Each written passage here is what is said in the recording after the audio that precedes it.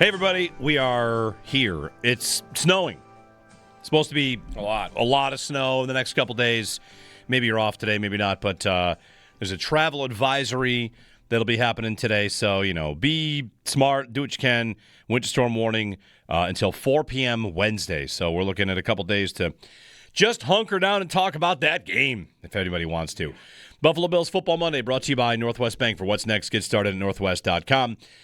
Open phone lines for you, 803-0550. I know the game was on Saturday. We all had 24 hours to process it, to watch other football, avoid other football.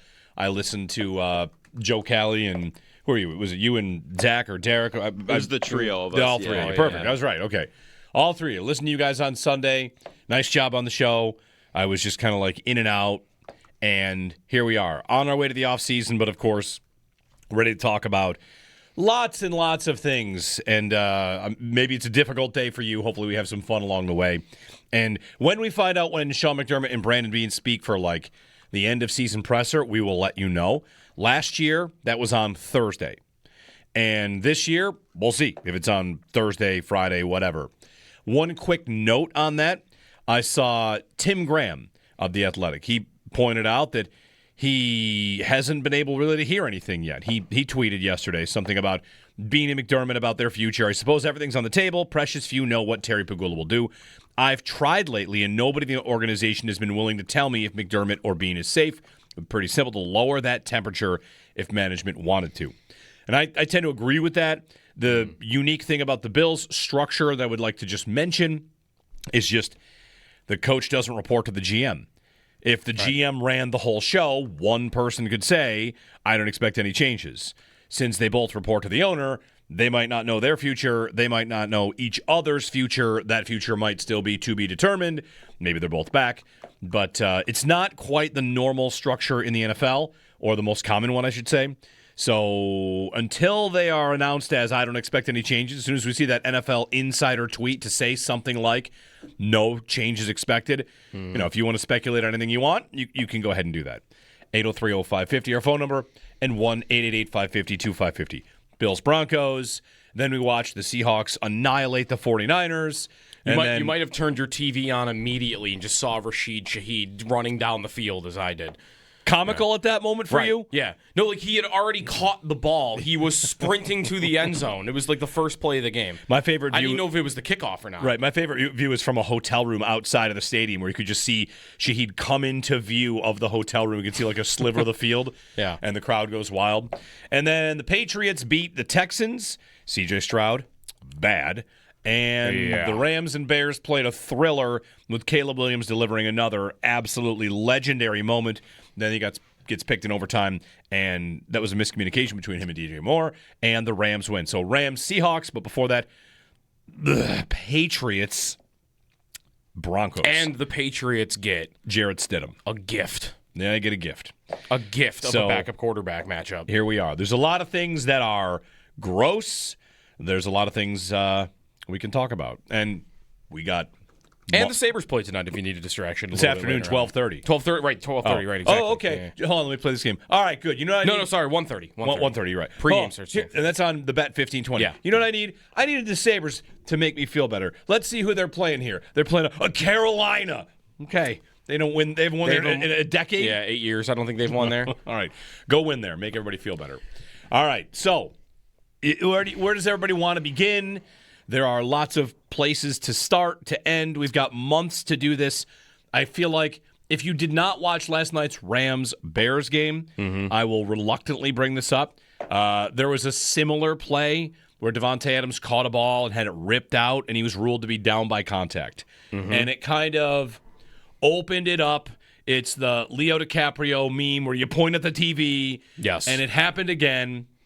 And there was a similar play in Texans Patriots as well, not quite the same to me. So the catch conversation is opened up yet again. Yep. Do with it what you want. Is that where you want to start? I mean, I didn't want to talk about that. I don't want to talk about officiating. You know me. I never want to talk about officials. Right. That's why. And you know me. I have no space to even blame officials. I have kind of evolved to this point. I'm glad I'm seeing more and more people drift over to, we really don't need any rules analysts.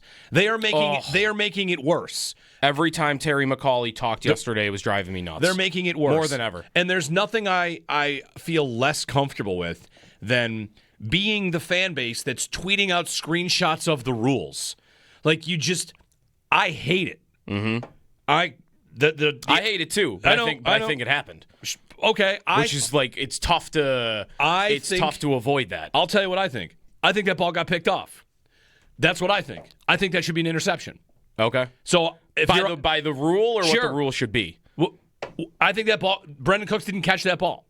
That's what I think. Because if you guys want to be mad at me about that, I'll accept it. I watched it. I thought, he caught it. And then I watched it. Yeah. No, because the number one way I think that ball was picked off is if the ball shoots out of Cook's hands onto the ground, there's no doubt in my mind that's incomplete. That play happened, though, yesterday in Texans, and they didn't call it incomplete. You'll have to show me the play. There was a play yesterday where it was the same play, and it was incomplete instead of a pick, and they called it down by contact, no fumble. The Patriots actually scooped it up.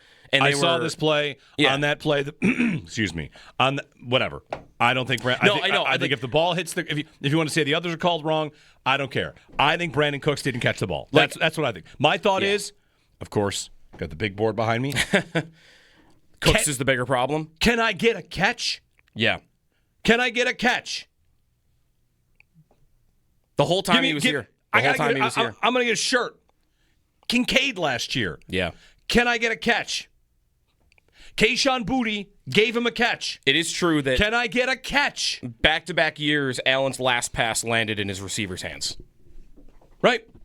And his most reliable receiver, maybe? Can I get a catch? That's where I am. You want to call in and say the league is fixed? Go for it. I don't think it's fixed. I want a catch. The league is inconsistent. The officiating has been inconsistent. Part of me wants to say, like, is this your first rodeo? You showed up to the league and you think, like, hey, they made a bad call. Like, sometimes that happens.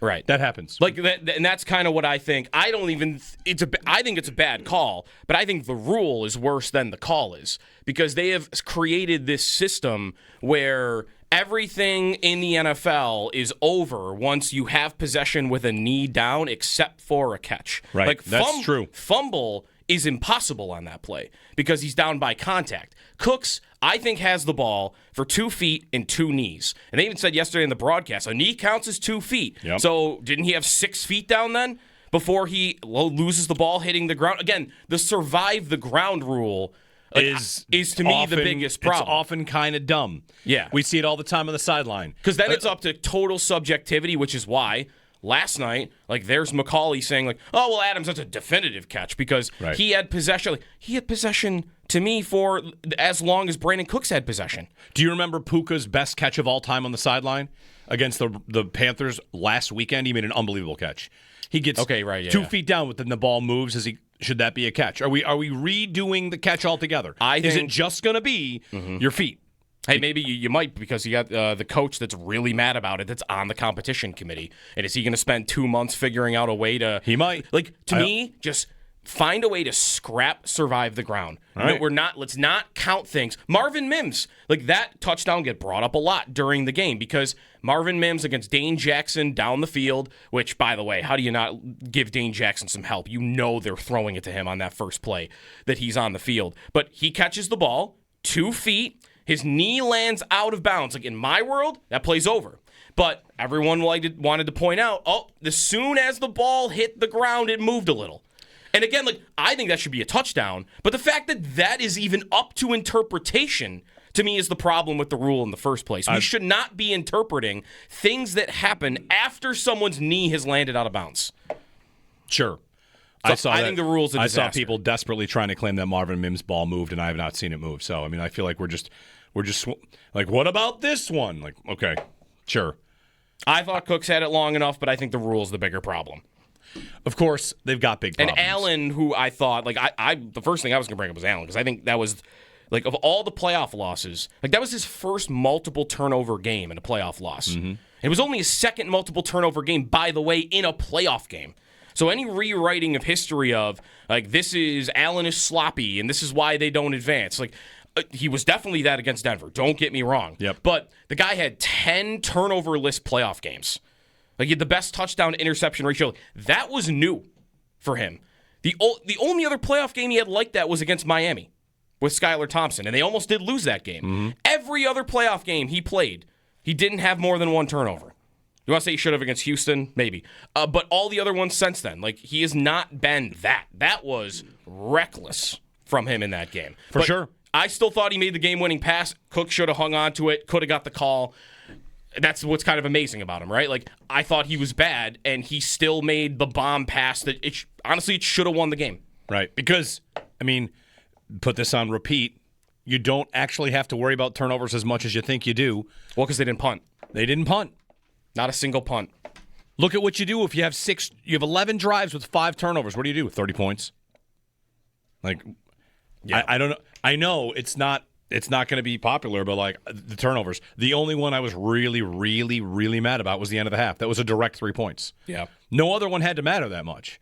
Right at the end of the half, that's a terrible play. The one at the start of the half too, because you stopped them, right? Mm-hmm. So, and then those 6 points, right? But that one where you get just blindsided by Benito, that's not exactly like his you fault want to say. as much. You want to say pocket presence? Sure, he often has pocket presence. Benito got there so fast that the chip pushed him out of Deion Dawkins' way. Shakir kind of springboarded. Right, it was tough. Yeah. Anyway, there's going to be so many things to get to, and yesterday just like pacing around the house. What's this all going to end up talking about? What are we all going to end up talking about? I'm eager to hear Brandon Beane's review and tone. Yeah. I don't want to hear a GM blaming an official. You better not. Well, he might. I mean, the coach is doing it. That's great. Are they going to bring up the – you want to bet they're going to bring up the Adams play in the press conference? Go for it. I bet they will. 20 years later, how does no goal look as a press conference? Like the coach can say no goal. We can all cheer. But really what you could have done in that moment is you could have had a better team instead of asking Dominic Hasek to carry you the whole way. Yeah. But I'm not alive around as a Sabres fan at that time. I know you want to say it's a wrong call. Like, listen, I don't want to live here where we're like populism, where we fan the flames of everybody that gets mad at officials. Yeah. Every year. Guess what? In the AFC and NFC championship games, there will be 2 fan bases coming out of that game claiming that officials are rigged it against them. You better believe it. No matter what. That's how this works. The Saints had an interference call on them, and they changed the rules the next year because Nickel Roby-Coleman blasted a dude, and the Saints tried to sue to get in the Super Bowl, and what did we think? You guys are losers. You're losers. Come on. It's a bad call. Happens. So some people thought that. I mean, I think Lindy ages well, screaming no goal in front of a crowd. I think Ralph Wilson aged well, writing a letter to the commissioner about how bad the officials were in a playoff game in '98. Okay. Like that stuff, I do think ages well with their fan bases. Like fan bases, sure. Yeah, it's populism. I don't know that the Saints thing ages poorly for them. Like, to me, they got robbed of a Super Bowl appearance, and I would have been just as mad about that. Right, but what does it do for you? Like, what does anybody get by this? Like, all right, I'll leave it there. Venting. Is sure. And I guess today, like, if you want to vent, you should be allowed to vent, and you're welcome to vent. I just in overtime, you go to overtime against Denver. I'll sit here and think like it's the third season in a row where my offense has the ball with a chance to put a game away and doesn't. Yep. Again, this one, time, though, this one wasn't, I'll take my chances with Josh down 3. This is, I've got the ball up 1 at their 14. Yeah. Kill the game. Right. This one, though, Allen missed Knox. Sure he did. Like, he missed Knox. He missed Knox? Like, there are a lot of other, like, to me, it's embarrassing that the 2 most important plays of that overtime, Allen was throwing the ball to Mecole Hardman and Brandin Cooks. Well, yeah. It's pathetic. But he had the game. It was there. You hit Knox, you win the football game. I mean, you'll be up 8 probably. Do we know? Does McDermott? We decided. There was too many other things to get to. I'm not sure if McDermott Do you want to go said for if he 2 would've gone and for 2. make it 9? Yeah, like I would have gone for 2. Maybe they would have gone for 1. I'm not sure, but like, man, it would have felt like the game was over right then and there. And that, again, I think that is out of character from these playoff losses, where it felt like Josh let you down, and I think he did.